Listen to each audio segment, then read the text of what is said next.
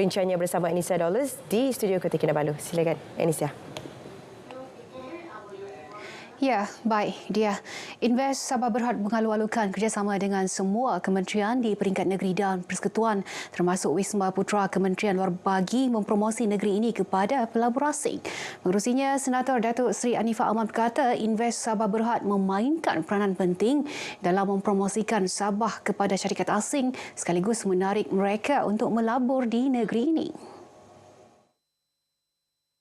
Datuk Anifah memaklumkan Sabah menawarkan pelbagai peluang pelaburan termasuk lokasi yang strategik, sumber asli, ekonomi serta mudah diakses melalui udara, laut dan darat selain terletak di persimpangan rantau Asia Pasifik dan Timur Tengah. Katanya dengan rizab minyak dan gas yang besar, sektor berkenaan menjadi pemacu utama ekonomi negeri ini sekaligus menarik dan memberi peluang kepada syarikat asing melabur dalam sektor tersebut. Bagi sektor pelancongan budaya, Sabah juga boleh menjalin persefahaman dan kerjasama erat dengan negara asing. Justru katanya, Invest Sabah Berhad perlu mempamerkan potensi negeri ini bagi menarik pelabur yang betul. Datuk Anifah berucap dalam majlis berbuka puasa Invest Sabah Berhad di Kota Kinabalu. Turut hadir Timbalan Ketua Menteri merangkap Menteri Kerajaan Tempatan dan Perumahan Datuk Seri Panglima Dr. Joaquim Gunsalam, Menteri Pembangunan Masyarakat dan Kesejahteraan Rakyat Datuk James Ratib dan Pesuruh Jaya Tinggi Sri Lanka Chief Marshal Sumangla Dias. Majlis turut meraihkan pelajar Madrasah Tahfiz Al-Quran Nahdlatul Ilmiah Taman Sempelang Kota Kinabalu dan Pusat Tahfiz Ash-Shahab Al-Mardiyah Tuaran.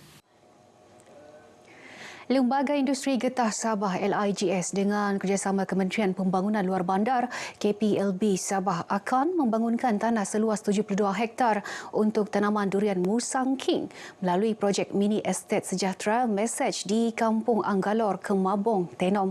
Ke arah itu, satu perjanjian pengurusan Mesej di Kampung Anggalor, Kemabong ditandatangani di antara LIGS dan KPLB di Kota Kinabalu. Majlis disaksikan Menteri Pembangunan Luar Bandar Datuk Jahid Jahim dan pengurusi LIGS Datuk Edward Linggu. Ketika ditemui pemberita, Datuk Edward menzahirkan terima kasih atas kepercayaan yang diberikan KPLB untuk LIGS menjayakan projek penanaman durian Musang King secara besar-besaran. Ini merupakan satu cabaran baru dan satu peluang yang baru juga untuk kami kerana memandangkan ini adalah satu kawasan yang besar. Saya yakin LIGS mampu memastikan bahawa program penanaman durian ini berjaya. Antara objektif utama ini ialah untuk membantu khususnya masyarakat di kampung, khususnya mengurangkan kadar kemiskinan. Tambah Datuk Edward, buat masa ini proses pemilihan peserta mesej berkenaan masih dijalankan dan setiap peserta yang berjaya akan diberikan sekurang-kurangnya 100 pokok durian Musang King. Menurutnya, projek itu dijangka bermula seawal bulan Julai tahun ini dan dijangka mengeluarkan hasil seawal 5 tahun. Kawasan rukun tetangga KRT antara platform kerajaan memperkukuh perpaduan serta keharmonian dalam kalangan rakyat berbilang kaum di negara ini. Program KRT di bawah Jabatan Perpaduan Negara dan Integrasi Nasional JPNIN itu bukan sahaja menyemai nilai-nilai murni dalam kalangan masyarakat, malah mewujudkan rasa kekitaan dan kebersamaan sekaligus melahirkan masyarakat bertoleransi. Rukun tetangga ni dia adalah satu jambatan jambatan untuk rakyat sama pemimpin. Saya rasa gembira lah, khususnya ini Karamunting Palu ini tidak kira bangsa sama agama. Kan dia semua kawasan dia jaga, dia bantu. Ini pun memang saya rasa amat penting lah, dan juga ini kita nampak harmoni. Adun Karamunting George Heo Vun Zin ditemui dalam majlis berbuka puasa kawasan rukun tetangga di Karamunting Sandakan. Majlis turut menyaksikan penyampaian geran berjumlah RM10,000 kepada pengerusi KRT Karamunting baru untuk memperkasa aktiviti kemasyarakatan di kawasan berkenaan.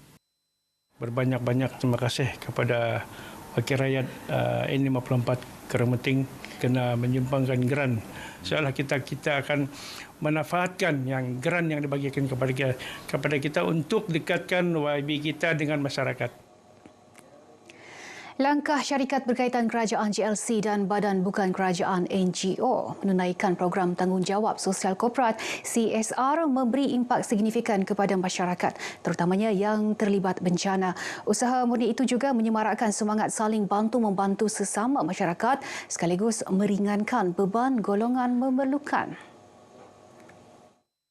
Jelas pembantu menteri kepada Ketua Menteri Datuk Ruslan Muharram, keberkesanan program CSR ini dapat dilihat menerusi program misi kemanusiaan pihak NGO membantu penduduk terjejas banjir.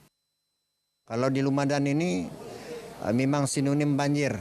Alhamdulillah dengan adanya NGO yang datang membantu kita sangat memberi membantulah kepada kita selaku wadon, di mana kita berhadapan dengan beberapa kesukaran untuk membantu rakyat kita. Alhamdulillah, NGO telah pun bersama-sama kita. Banyak NGO. Beliau yang juga adun Lumadan ditemui pemberita RTM selepas majlis berbuka puasa Yayasan Sabah Zon Pedalaman Selatan di Lumadan Beaufort. 65 asnaf, warga emas dan orang kurang upaya yang diraikan dalam majlis ini menerima sumbangan daripada Yayasan Sabah. Tujuan program ini adalah untuk merapatkan hubungan di antara penduduk masyarakat di kampung inilah. Seperti di tahun-tahun lepas, program ini memang program Trust Yayasan Sabah. Sebanyak 750 bungkus bubur lambuk diagihkan Lembaga Sukan Sabah sempena Ramadan tahun ini.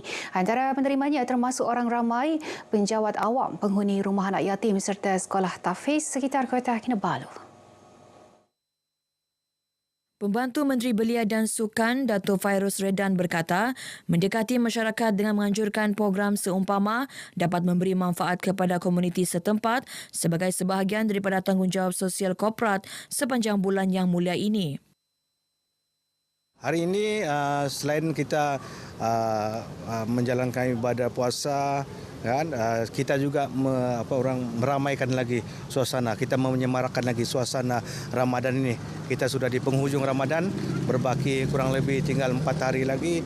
So hari ini kita ambillah, kan, kita nak kira dia apa bangsa, apa agama, semuanya sama juga menikmati apa itu bulan Ramadan. Beliau ditemui RTM selepas merasmikan program pengagihan bubur lambuk Pandu lalu di perkarangan Stadium Likas, Kota Kinabalu. Sementara itu, pengerusi Lembaga Sukan Sabah Osman Aganduk berkata, program diadakan bertujuan mengimarahkan lagi bulan Ramadan serta sebagai salah satu usaha mengukuhkan semangat kerjasama dalam kalangan kaki tangan Lembaga Sukan Sabah.